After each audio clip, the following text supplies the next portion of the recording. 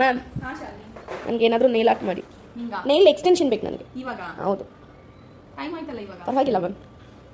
Nail extension ಸರಿ, okay. Gel ಪಾಲಿಜೆಲ್ mix ಮಾಡಿ ಒಂದು ಮಾಡೋಣ. ಚೆನ್ನಾಗಿರುತ್ತಾ?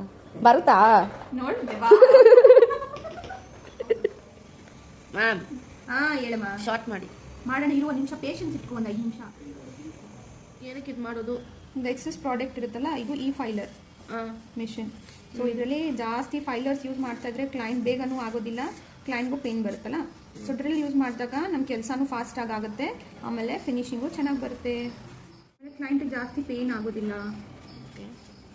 ಇವಾಗ ಎಕ್ಸಸ್ ಏನು ಸಾಲಿಡ್ ಎಕ್ಸ್ಟ್ರಾ ಹಾಕಿರ್ತೀವಿ ಅದನ್ನೆಲ್ಲ ತೆಗೆದು ಈವನ್ ಮಾಡ್ತೀವಿ. Thank you ma'am. ತುಂಬ ಚೆನ್ನಾಗಿದೆ. ಇಷ್ಟ ಆಯ್ತಾ ನಿಮಗೆ?